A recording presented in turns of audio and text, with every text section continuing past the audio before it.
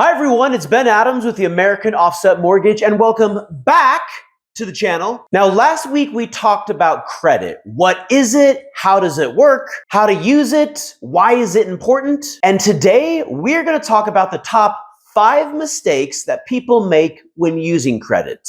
And it is so important because these 5 mistakes will trickle down to every other area of the individual's life. But before we get into our story, you know I'm gonna say it, please click on that like and subscribe. We have lots more videos coming up on credit, financial budgeting, financial literacy, and steps you can take to put yourself in the very best position possible. As a reminder, I am looking to educate, inspire, encourage, and promote financial literacy so you can start living your very best financial life. Now give me my theme music.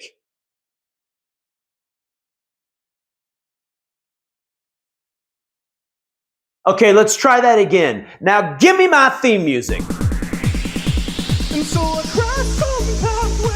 Time out. I don't think so. Now give me my theme music.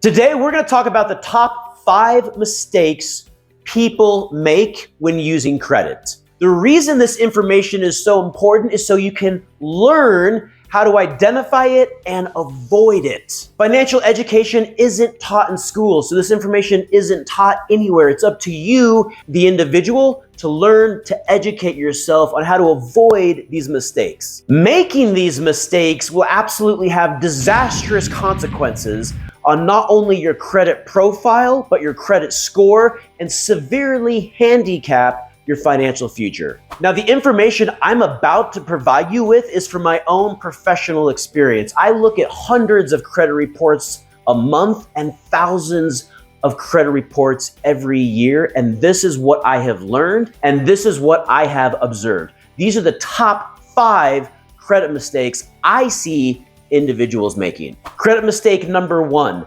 Maxing out credit cards and not using credit cards correctly. Remember, credit cards are revolving accounts. Revolving accounts should always be paid off in full every single month. You should never be carrying a balance or letting that balance roll over month after month. And there's 2 reasons you should never let a credit card balance roll over month to month. Reason number 1 is the insanely high APR. If you're not paying your balance off in full each and every month, the amount of interest that is going to be charged and the interest that you're going to be paying in dollars is going to be too high. We're talking anywhere from 18 to 29%. If you can't pay off the balance in full each and every month, you should not be using a credit card. Reason number 2 is the utilization rate. Again, credit cards are revolving accounts, so they need to be paid off every month, not only for the interest and the APR and the interest cost, but also because of the utilization rate.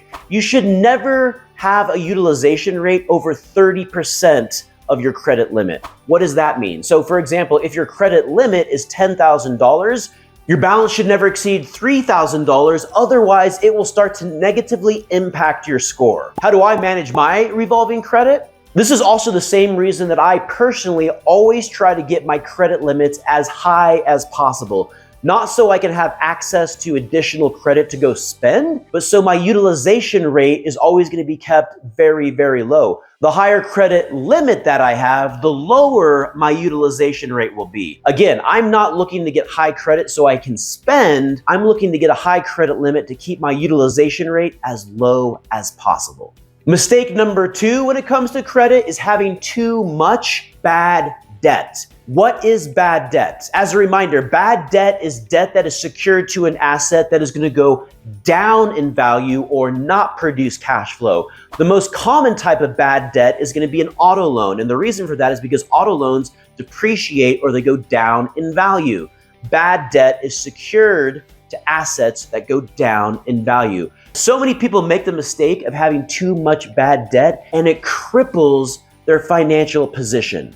Did you know that the average car payment on a new loan in the United States is over $700 a month? The average car payment on a used car is over $525 a month. If you're gonna have all of your income each and every month going towards bad debt, there's nothing that you're gonna be able to save. And if you can't save anything, you're not gonna be able to invest anything, and you'll never be able to get ahead, and you'll never be able to build wealth. Bad debt should be kept at an absolute minimum, and zero bad debt is going to be the best. Credit mistake number 3 is operating your personal monthly budget at a deficit. Start to think of your personal budget as a business, and you are the CEO of that business. Question: is a business going to be able to stay in business if it's consistently losing money month after month? Well, outside of the tech industry, usually not. Yet millions of Americans operate their personal monthly budgets this way,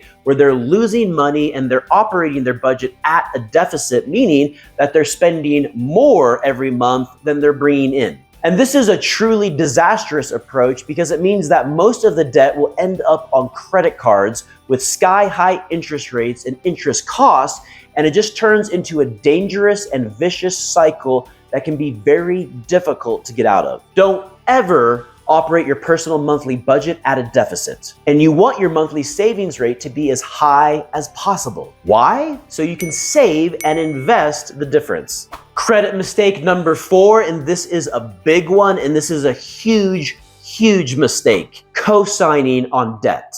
Co-signing on debt for someone else is one of the absolute worst financial decisions you can make. I've seen this happen so often, and guess what? The ending is almost never positive. I've seen lifelong friendships destroyed, I've seen credit ruined, and I've seen wealth sabotaged. If someone can't qualify for a loan on their own, it's because of one of 2 reasons. Reason number 1, they don't have a job or they don't have sufficient income to be able to repay the loan. Reason number 2, they have a repeated and documented pattern of behavior of not paying their bills on time. Now, why would you want to co-sign for someone that either doesn't have a job or doesn't have sufficient income to pay the loan back, or has a documented pattern of behavior for not paying their bills on time? When you think about it like that, it really is an alarming question. And do you know who the loser in this situation is? The loser is going to be the person that co-signs on this loan, because it is your credit that is going to get destroyed. And you are the one that will end up having to write a massive check, not if, but when the account goes into default, and it always does. Do not ever co-sign on debt ever. You're gonna have to write the check, your credit is gonna get destroyed, and your relationship is going to be ruined. Don't ever co-sign on debt. Credit mistake number 5, late payments. A late payment is defined as a payment that is greater than 30 days late from the due date. So if your payment was due on the 1st of March and you make the payment on the 10th of March, from a credit reporting agency, this is not considered late. Again, the late has to be at least 30 days late.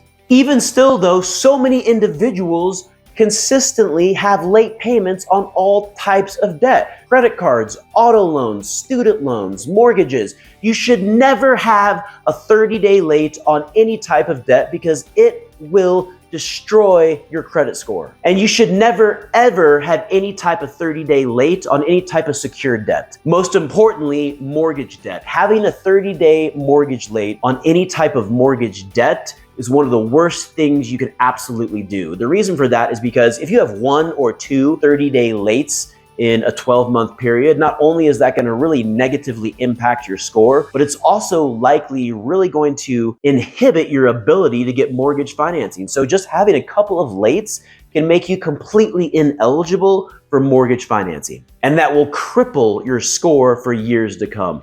Don't ever have any late payments, and especially don't have any late payments on your mortgage debt. And that is a wrap. Do you want to know how the bureaus come up with their scores? Well, tune in to next week. This is Ben Adams with the American Offset Mortgage, signing off.